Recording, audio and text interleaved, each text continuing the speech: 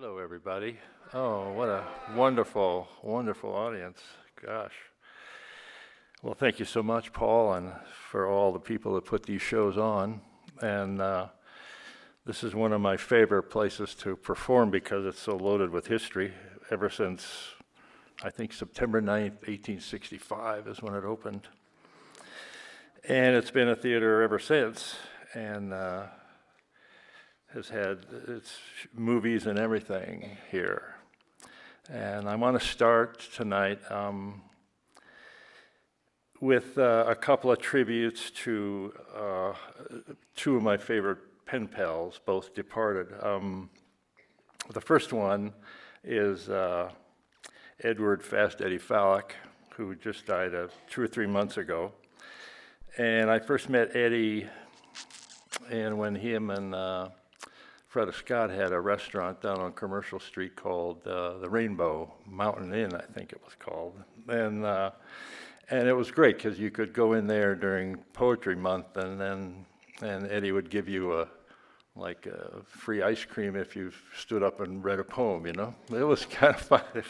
It was neat. Then, so I kind of lost track with him for a while, but I'd see him around town and we'd chat and stuff. And then one time I was doing a remodel on a deck, and right next door was Eddie's deck, and there he was. And so I said, "Hey, Eddie, give me your mailing address, because I don't do email, and I'll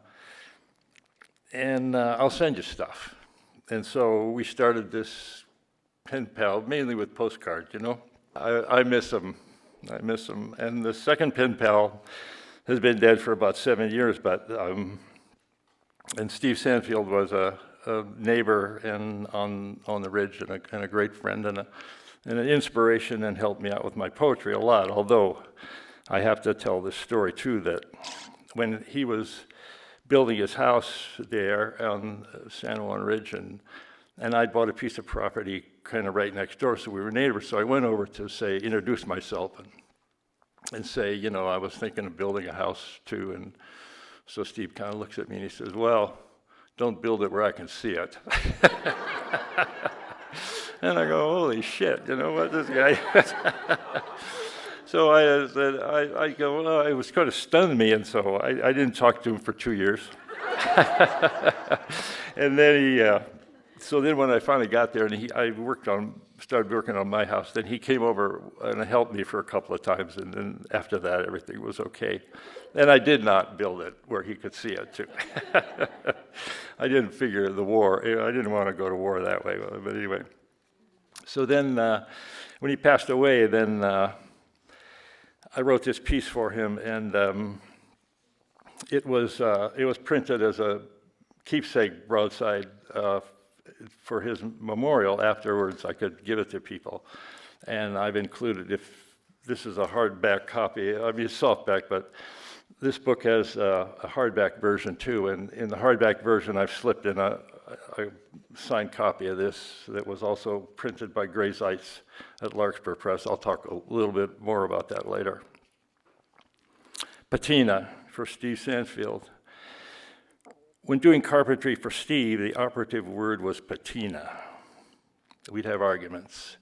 "Steve, this board is rotted out crap. It has to go." But Doc, he'd say, "Look at the patina." New lumber depressed Steve. It hadn't been tested, stood up to, earned its way by facing sun, wind, rain, hail, snow, dry rot, termites, time, or homeowner neglect. And not just wood either.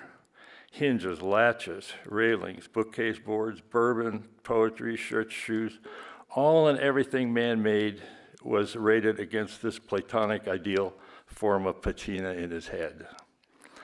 Once Steve came to our house looking for old handles. We went through a whole box.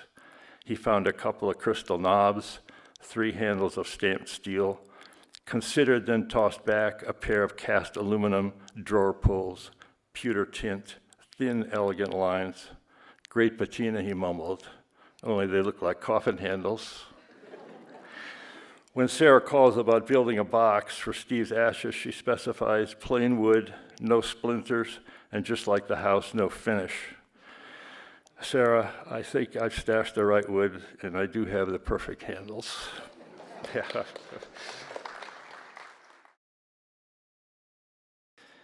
The color of things, a sign in the hardware store.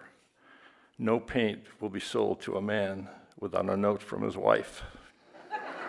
I mean, isn't that how it goes, right? Oh, Lord. Skeeter lived by himself at Al's Corner.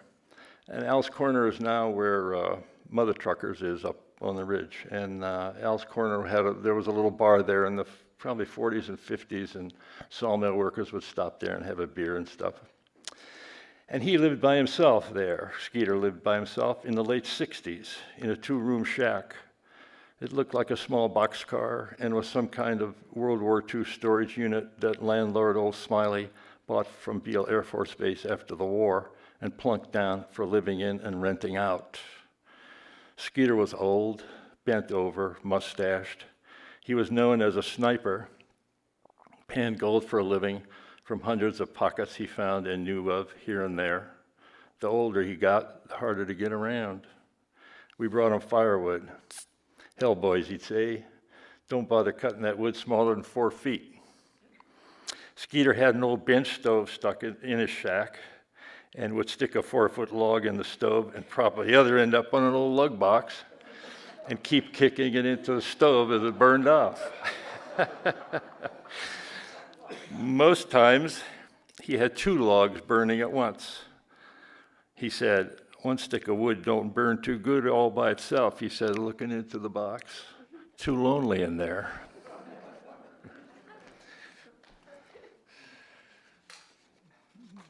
This is called Pacemaker. And there's a couple of poems from my mom and dad. And this is my mom, Frida. She died in 2004. She was 94. Mom is 88. Just had her 6-year pacemaker battery replaced. She stops her crocheting and says with a long sigh, I guess I'll have to live 6 more years. Last gift. And my dad whenever he came to visit him, he gave you something. I don't know why, he just always had to give you something. And the last thing he gave me was this old Boston KS pencil sharpener. And so I wrote this poem. I said, Dad, it still sharpens pencils the old-fashioned way. Delicate spear point, 1.1/8 on the taper, eliminating shadows and poor light. 45 years after considered worn out at Elgin, North Dakota Elementary, you get used to the wobble. My poems wobble some themselves these days, Dad, and besides, a North Dakota janitor never threw anything away. There might be one sharpening, one poem left. Thank you. Gray Zeitz did that as a broadside years ago, too. 3 grandchildren. Nothing quite like them. The first Rebecca took my name and added the diminutive Y, Grandpa Docky. Her 3-year-old sister Emily heard that enough to call me Grandpa Donkey. What are you going to do? Their Aunt Lizzie thought that so funny. She calls me Grandpa Donkey before her 2-year-old David. Since he can't quite manage D's, R's, or N's, I'm now Gampa Honky. We'd be down at the Galleria, you know, Grandpa Honky, Grandpa Honky, yelling. Lily would say, don't say that. I'd say, I don't care. I don't care. I eagerly await another grandchild, another totem name. At 59, I finally find out who I really am.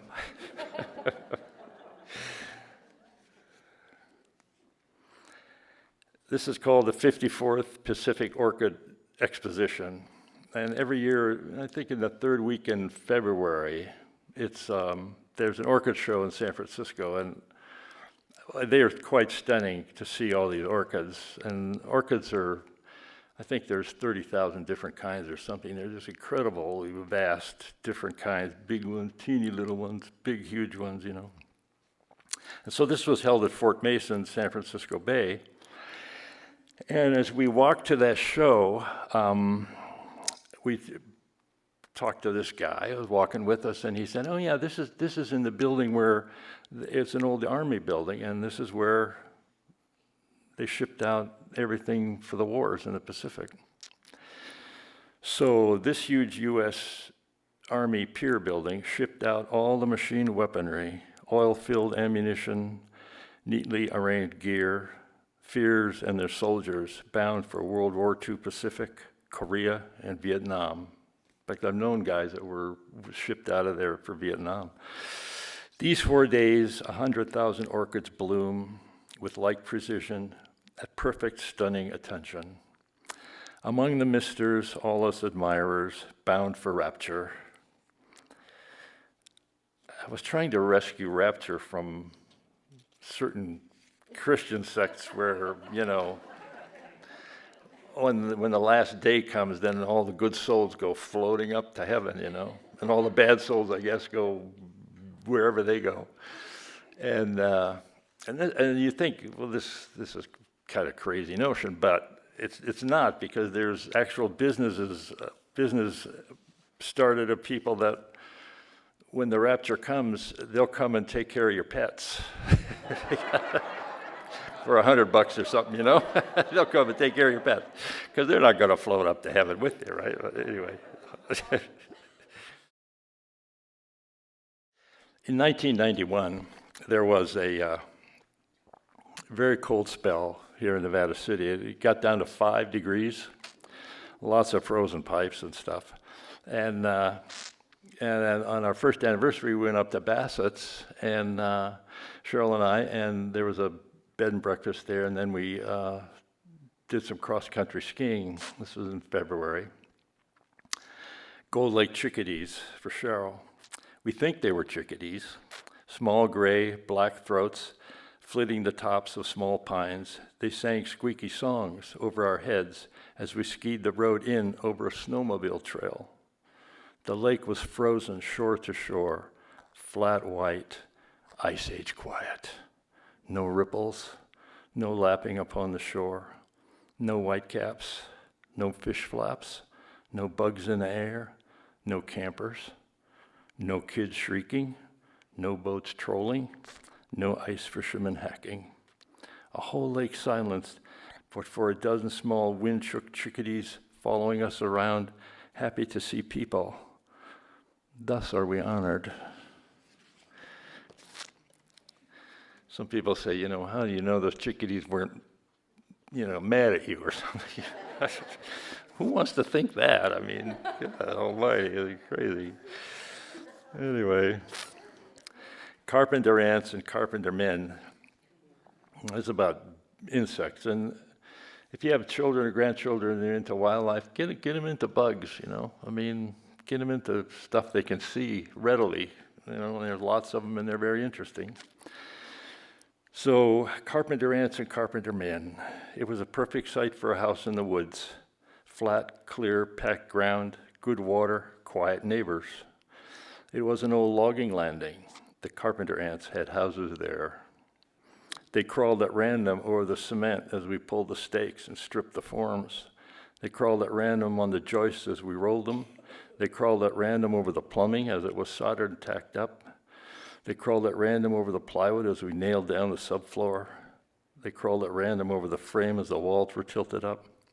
They crawled at random over our leveled squares, saws, and shoes. We shook them off our hammers. We stepped on them while working without malice or notice. They hauled off their dead without panic, never bit anyone. We didn't mind them. They like wood, we like wood. They did their job, we did ours. The carpenter ants and the carpenter men. When all the walls were up, they spent 3 days gathering in groups of 3 and 4, heads together, antennas wiggling, like this, these little groups. We all noticed it. Touching, feeling. On the fourth day, they had it figured out. And from then on, they traveled the house only on trails. They were,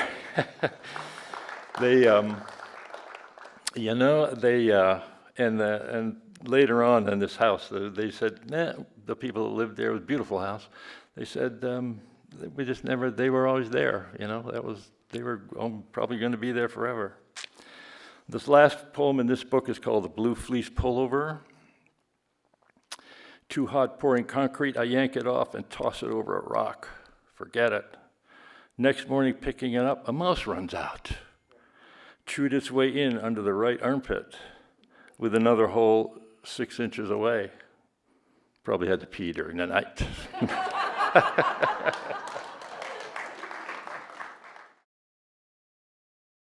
This is called Reality.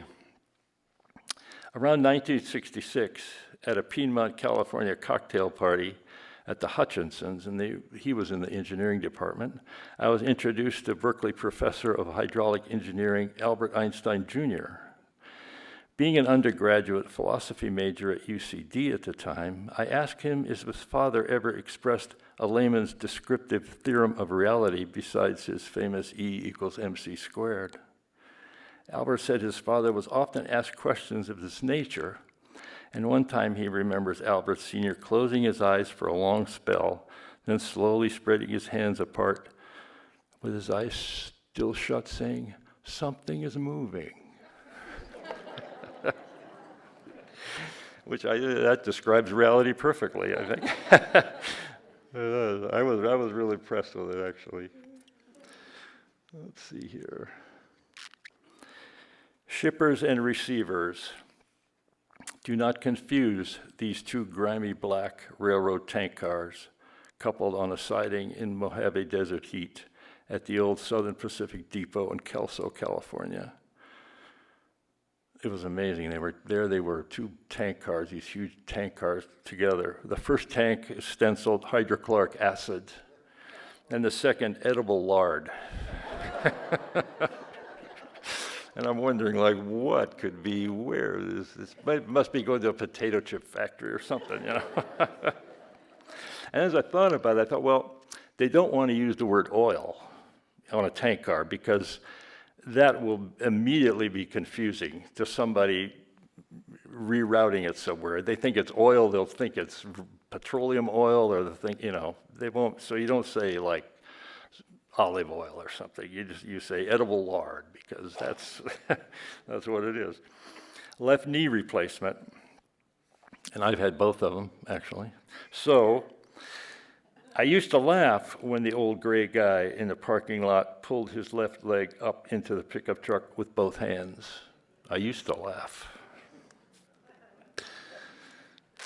Speaking volumes for Larry McMurtry, Pulitzer Prize in fiction for Lonesome Dove, I think in 86 or 85. And he became a very big bookseller and owned bookstores and stuff. And then since he was from Texas, he moved his huge book library and depository really to Texas. And then just before he died, he started selling them off. So Larry McMurtry is selling books online from his 300,000 volume Texas library in lot sales of 200. No relatives wanted this library inheritance. My 3,000 volumes, no takers either, Larry. Graciously, you sum it up for us bibliophiles and bibliomaniacs. The family is literate, but they're not book people. And it's, books, they are. You either love them or you don't. It's like, and reading is like this. Now if we're waiting for a plane and an airplane, I'm the only guy reading a newspaper. Nobody else reads a newspaper. It's kind of amazing, actually. This one is called 1,221 degrees Fahrenheit. 1,221 degrees Fahrenheit, and that's where aluminum melts. And this is called Wildfire Aftermath Photo. And it's a picture after the Paradise Fire. On the ground, from under the hood of a burned-out car, a large puddle of hardened silver. A body there, it would have just burst into flames. I sent this to Molly Fisk, who did a wonderful book called California Fire and Water in 2020. And because I'd read about it in the paper that she was going to do this book, and so I sent her this poem, and I said, hey, well, if you can use this. And she called me back on the phone, and she said, you know, I'm going to use it, but I want you to know that of 720 submissions, yours was the only one sent by mail.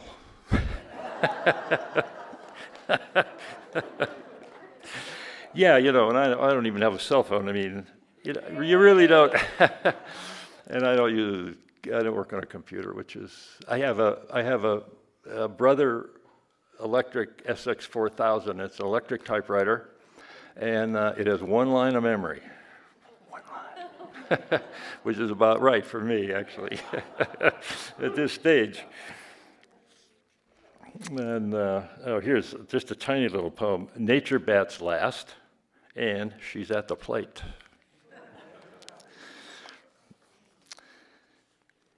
This is called Salad Bar Rage Sage. We're having dinner with Cheryl's parents at Eschaton Village Lodge. Layman 91 says it's just a place where they keep old goats and old nannies. Junie, his wife from Atlanta, she's far too polite to say something like that. At the salad bar, a silver-haired woman in a blue plaid wool skirt and matching vest is deftly picking up raw spinach. She glances over with spry, bright eyes, and she says, "Look at you, what a gorgeous sweater."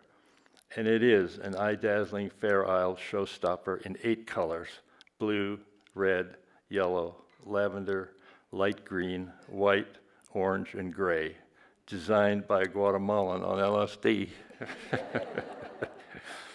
My wife knitted it, I say. She puts her salad plate on the counter, and she says, "I knitted one similar during World War II in London. With the war on, you couldn't get yarn, so I took apart 4 old sweaters. It was my favorite, and you know what? I lost it. I left it on a bus." "Oh no," I say. "Yeah, I did," she says, with eyes on fire, and she said, "I'm still mad about it." I wanted to say something of Christian uplift. Maybe the person that found it cherished its warmth and beauty for the rest of his or her life. But, you know, a couple of realizations come to mind. First, don't provoke angry people to new heights of rage by piling on obvious platitudes. Doesn't work. This is 2013. She's been mad about this for 70 years. Secondly, Freddie Fender once advised, never, ever pass up the opportunity to keep your mouth shut. I just say, I don't blame you. She gets a wistful smile and throws both arms up at the elbows. Friends tell me, get over it. But I never will. I don't mind being mad at myself. It keeps the world from going to mush. This is called Grandma's Care. And this is for my grandmother, Carolina Probst Dachtler. She was born in 1876, and she died in 1956. Carolina had a cozy house south of the tracks in a small North Dakota town. She kept a little garden, kept to herself. She'd lost Grandpa Henry in 1938 and now liked living alone. She had her German newspaper, Der Staatsanzeiger, her Philip Morris cigarettes, her evangelisch Lutheran old-time religion. Once in a while, she came up to the north side of town and babysat 3 of us cousins, and this annoyed her. Here it was 1950. She was well into her 70s, had given birth to 10 children, the last at age 46. Fleeing Russian terrorism against German settlers in 1905, they left Crimea with what they could carry, which included a 4-year-old, a 2-year-old, and an infant. Homesteading land stolen from the Sioux less than 30 years prior, she endured sod house poverty, World War I anti-German prejudice, crop failures, Dust Bowl depression, and worry over 2 of her youngest son's Army service in World War II in the infantry. We were not only an annoyance, but spoiled and finicky to boot. It was always peanut butter lunches. We complained. We whined. She angrily tell us in German, though she knew English, how they had to eat rats when they fled Russia. We didn't believe her about the rats. We didn't believe her. One summer day, Carolina came to watch us for the day. We were 5, 6, and 3. She came in the door with the Staatsenzeiger under her arm and a pack of Philip Morris in her apron pocket. She sat down at the kitchen table, started reading. We headed outside. She was good about that. Didn't care where we went or what we did as long as we were back for lunch. Mid-morning, dark clouds started rolling over the prairie, then rain. We picked up our trucks and dolls and came inside. We were noisy, and it rattled Carolina. Lunch was a scowl fest. Thunder rumbled closer. Lightning flashed zigzaggy through the black. Carolina's fuse was burning pretty short when a bright flash and a bang. A thunderclap right over the house knocked out the power. She leaped up, yelling, wagging a bony finger at us. Heilandvater shout! God is scolding you. We believed her. Only an angry God could speak thunder, and we all dove under the bed. The girls clutching their dolls, me calling, "Come on, Jake," to the dog. I knew 2 things to be true. You couldn't really hide from God. A Lutheran Sunday school taught us there was plenty of sin to go around, even for us kids, being born in it at all. We still felt safer under the bed, there with the dust bunnies and the stray bobby pins, cat and dog hair, and our guilt. Huddling and trembling, they hugged the dolls, and I hugged Jake the dog. Another big thunder voice crash, and Carolina knows exactly what to yell out next. Heilandvater kommt und sucht sie. God is coming and looking for you. Oh, right. And then to make sure, sei still, be quiet. Well, we froze. In this small sliver of time, Carolina could sneak away from the rats in her care, down the stairs to the basement. Between the thunders, we could hear the rustle of the newsprint, and we could smell Philip Morris tobacco smoke come up through the floorboards. We started whispering.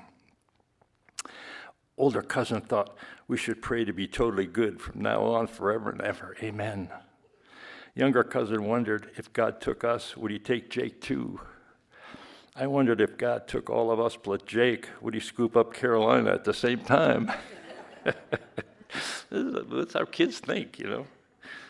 Older cousin thought she was the right age to go. Younger cousin thought she was too grumpy. The storm slowly rumbled and grumbled into the distance, and we could hear footsteps from the basement, and we saw her old worn-out shoes from under the bed, one with a tight twist of pigeon toe. "Raus mit," she said. "Come out."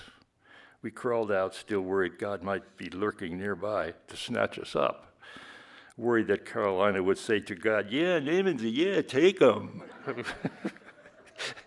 But she looked us over, saying, "Come on out here, come here." We lined up in front of her. With a small brush, she whisked the debris from our clothes. With a wet washcloth, she did our faces and hands. It was not rinsed or wrung out in between. From her apron pocket, she drew a small white box with 2 bearded men on it facing each other. Anybody know what that is? This is old time. Smith Brothers cough drops. She always had a cough. She gave each of us one round, black, licorice, spicy, clear-out-your-nose cough drop. We thanked her and received a pat on the head and a softer voice, "Yes, aus vom Haus. Now, go outside." And out there, the world was freshly rinsed. The sun shone, beads of diamonds glistening from a green wheat field in the distance. The chickens were clucking and scratching for the bugs the storm knocked down. Jake was wagging his tail, and God mumbled something a long ways off. The cousins preened the debris off their dolls. I rummaged around in my box of trucks. I looked back, surprised to see Carolina at the screen door. I heard the radio come on. She gave a tiny wave. I waved back and turned to my cousins and said, "What should we play?"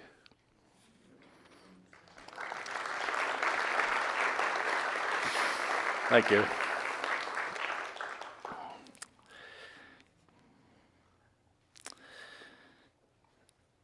I got to throw this one in. Casper Eagle Scout. Casper Eagle Scout for Chuck Dockham.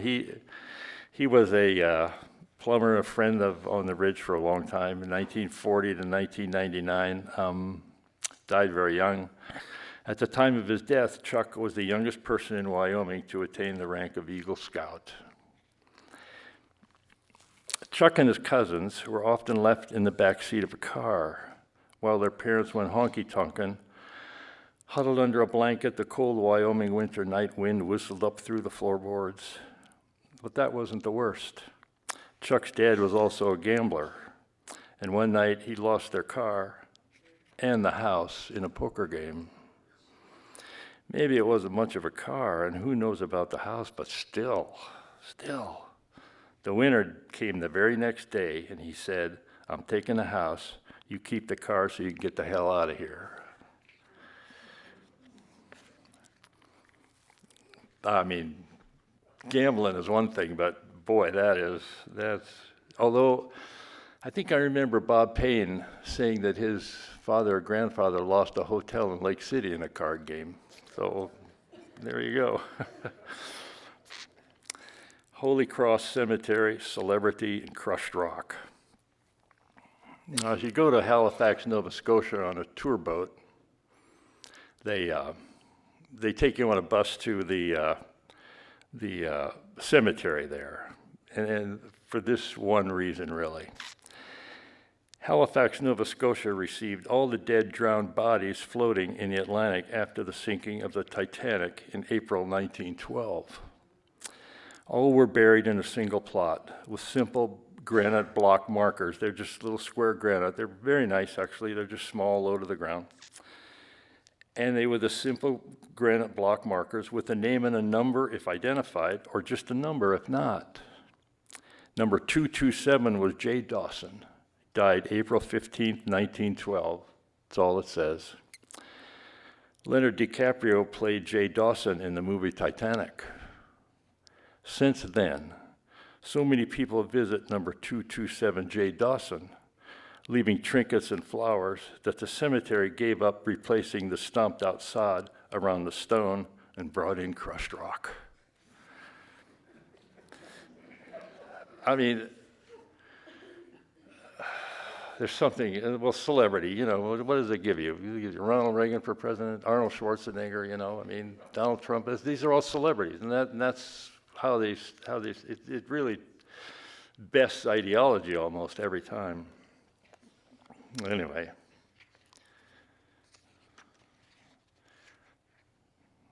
But it is a sobering sight, too, to see all those granite markers from the Titanic. I mean, it's a pretty amazing place, really.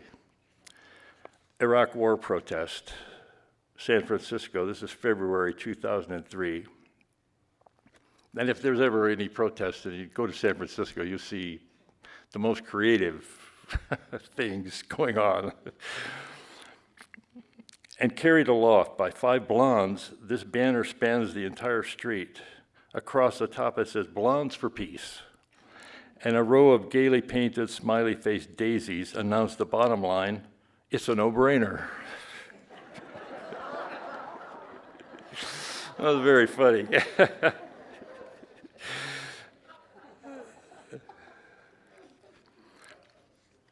A black hole working.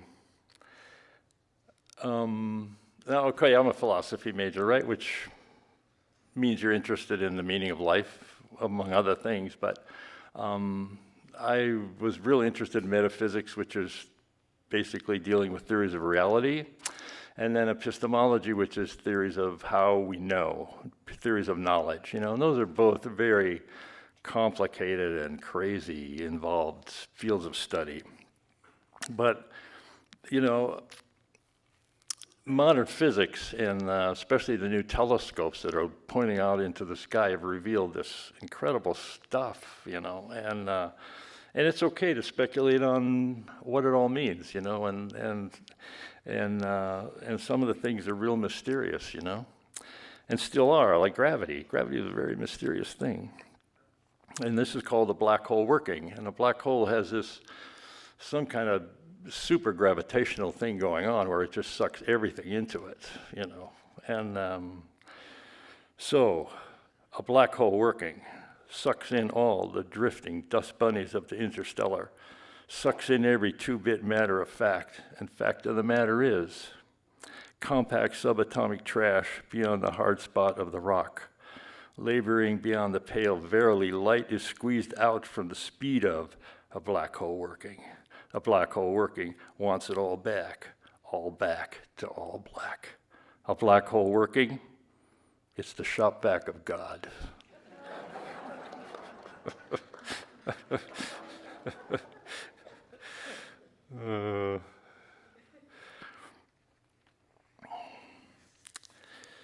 Fear and war. My Uncle Jack he was an infantry sergeant in the Third Army in World War II, and he became Patton's Army. They saw some of the heaviest fighting. He was wounded a couple of times at Anzio Beach and in Normandy also. So, and he told war stories, but he never told the grizzly war stories. There was nothing like, we killed this many people. They never talked about that. It was always like interesting stories. So he told this story about beer and war.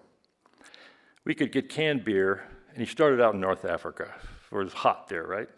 So we could get canned beer, but it was always hot. You couldn't drink it. There were two ways to cool it down.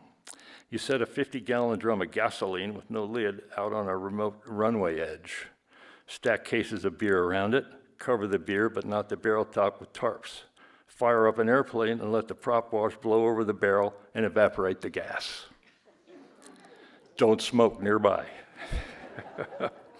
This is a refrigerator, basically, and then you drink that as soon as possible.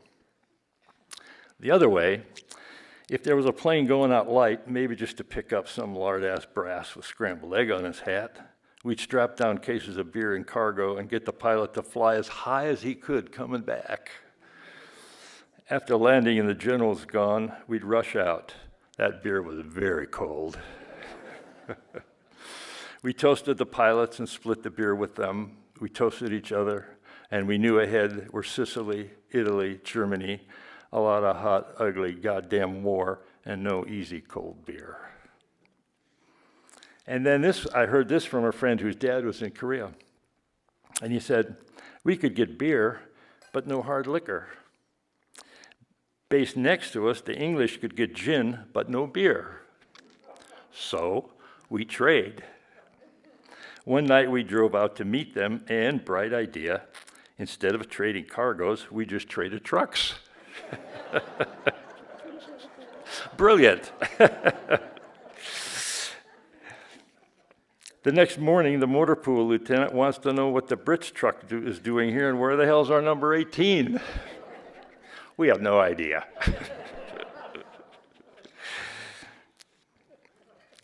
His wife's glasses. Wendell Berry poetry reading at Columbia Hill School in the summer of 1994. And he comes to his evening reading, and he's outside, and there's just a little light on a lectern, but he forgot his glasses. So he borrowed a pair from his wife. Opening the book and adjusting the glasses on his nose, he said, "This is the first time in my life I've looked at the world through my wife's glasses. I'm aghast at what I see."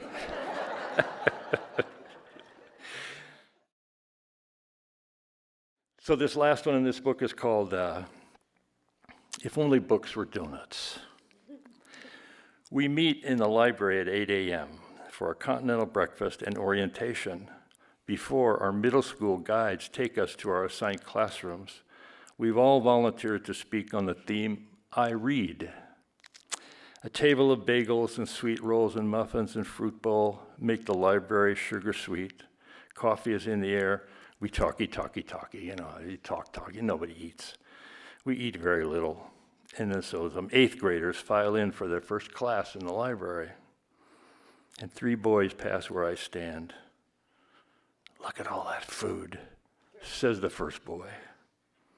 "And they're not eating any of it," says the second boy. And the third boy slams his books down on the table in disgust and says, "Yeah, they're too old to eat." And I felt like an old fricassee chicken, you know. I wrote this for Art Goodtimes, who's a poet in Colorado, a very interesting guy. And he's also into mushrooms. And so I call this, for Art Goodtimes, the Shroomer Crooner, Big Bang. The universe is expanding. The expansion is accelerating as well. The theory is, at the start, there must have been one hell of a Big Bang. Did that new mushroom in the garden need a bang to expand? The astrophysicist, of course, explains it. The mushroom expands because it is alive. So it is.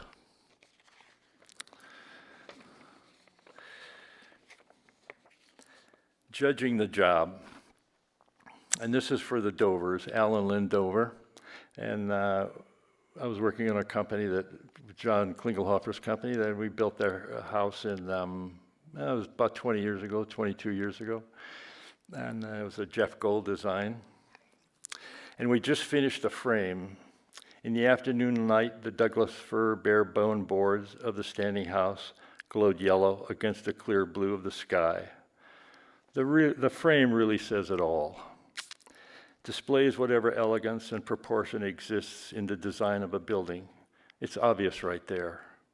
Just like that, no amount of paint and powder can alter that. We'd taken off the bags, rolled up the cords, hucked up the Skill 97s, the rotohammer, the nail guns, the screw guns, jigsaws and sawzalls. Pitching these in pickup beds bounced up small, dramatic clouds of sawdust. We swept the floors, shoveled the scraps, dust, dirt, and bent metal into the wheelbarrow. You always want a clean workspace in the morning. It helps lift the spirit, shows proper respect for the work, prevents injuries. It also reduces somewhat those early morning stiff finger carpenter blues. We picked up our lunch boxes and water jugs, fishing for truck keys in our pockets. The owners drove up. He's a county superior court judge. We knew him to be conscientious, fair-minded, hardworking. While he tended the gavel in town, Lynn made every ambiguous construction decision right on the job site, saving thousands in time and money. We'd been leaning against fenders and truck doors, looking forward to a cold one, a rolled one, and a hot shower. He exits the SUV and he gazes a long smile at the frame. And he says, "You guys are so lucky. At the end of the day, you can look back and see how much you got built. In court today, half the people I worked with are mad at me, and the other half are livid." So, I mean, then being a judge, that's a tough job. I mean, that is. I hand it to anybody who does that. The only job I can see almost as difficult as being the registration clerk in the emergency room at the hospital. The plovers and the lark. And plovers and the lark, they're birds, of course. And this was at the Point Arena Lighthouse in California in November of 2021. This is for my wife Cheryl, who's really into birds. And the Point Arena Lighthouse is 30 miles maybe south of Fort Bragg on Highway 1. And they've remodeled the caretakers' buildings into, I think, 6 places that you can rent and stay like a motel, and they're very nice. And that's it. And then they close the gate, and you're the only ones there. It's a beautiful place. Plus, if you're a guest there, then one of the museum docents will take you up into the lighthouse. And other than that, the public cannot go in there. So that's a real treat to go up there and climb around and look at things. And so in an Adirondack chair out back of the lighthouse keeper's apartment, I'm enjoying the view, a cigar, and a Boilermaker. If you don't know what a Boilermaker is, that's a shot of rye and with a beer back. The Adirondack chair was invented to force Easterners into a laid-back position without having them travel to California.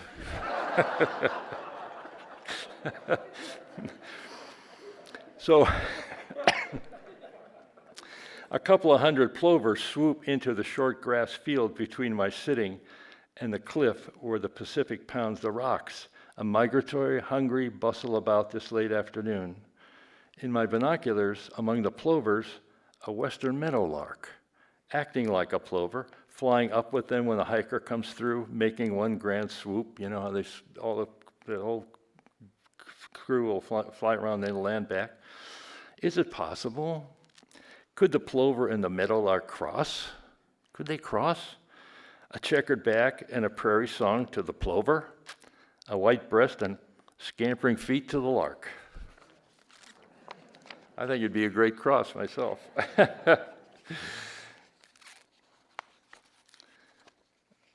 This is called Lifted.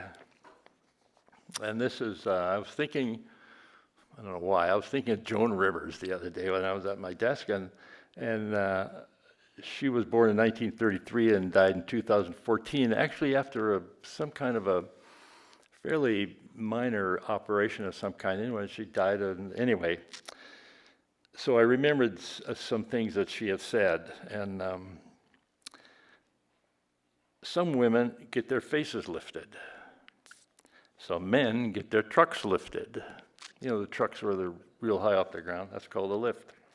In both cases, a higher beauty is attained, but only Joan Rivers could combine cosmetic surgery with automotive components, and as she said, I've had more parts lifted than a junk Mercedes. She was very funny. And then I remember one time she was talking, and she said she had this friend and came to her, and she said, her friend said, "Oh, Joni, my husband, he gets home from work and he just has to have sex right away, first thing right after work." And I'm going, "Oh, it's 4 in the afternoon or 5 in the afternoon. I'm wasted from the day." And I says, "Who can relax it? And it's driving me crazy. What should I do?" And Joni says, "Oh, come on." She says, "For Pete's sake." She says, "This is your marriage. You know, your husband, he wants sex. Just give it to him. What could it take? A couple of minutes?" Oh, she was great.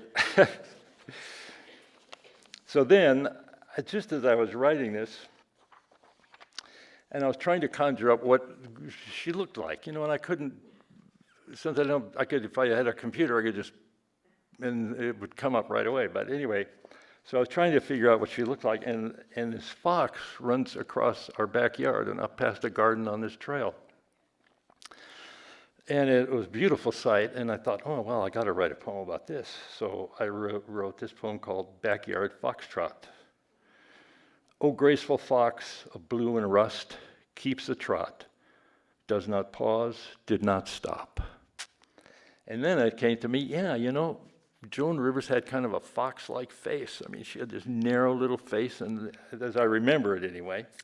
And so I thought, well, maybe that was her just galloping through the backyard, you know? Maybe this was his fox. Anyway, that's how writers think up things, you know? Well, we don't really think up things. I mean, there has to be an actual thing there, at least for me. Okay, this last poem is called Lake Olympia. And Lake Olympia was a place in Brunswick Basin, kind of south of where the Goodyear tire place is. Somewhere in that area there was a lake, and it was called Lake Olympia. And so, and it was there before World War I and through the 30s, between Nevada City and Grass Valley. There was a swimming hole and a recreation area in the Brunswick Basin called Lake Olympia. It even had a wooden dance floor floating over part of the lake, which must have been just cool as could be. And then on the other side of the road where the Save Mart parking lot is and where the B&C and all that stuff that's in there. That was a horse racetrack there with a grandstand, and it also had electric lights by 1870, and it was one of the first in the country to do so. And so it was this whole recreation area there. So in the main exhibit hall of the 1985 Nevada County Fair, the County Historical Society displayed old Nevada County photographs with a section devoted to Lake Olympia. There's a black and white photo of 4 teenage swimmers bunched together, boy, girl, captured them sitting on the floating dance floor, dangling their feet in the water of Lake Olympia. They were all smiles. An older man with white unruly hair and an ornate cane walked up beside me to look over the photos. He stared at the swimmers. So I asked him, "Did you ever go to Lake Olympia?" "Oh, yes, indeed," he replied. So I continued, "Did you have good times there?" "Oh, good times? Oh, hell yes." Then he turned to me with bright white eyes, and lifting his cane in punctuation, he said, "Both clean and unclean." Well, that about says it for good times, you know? That about covers it all. So anyway, thank you very much. And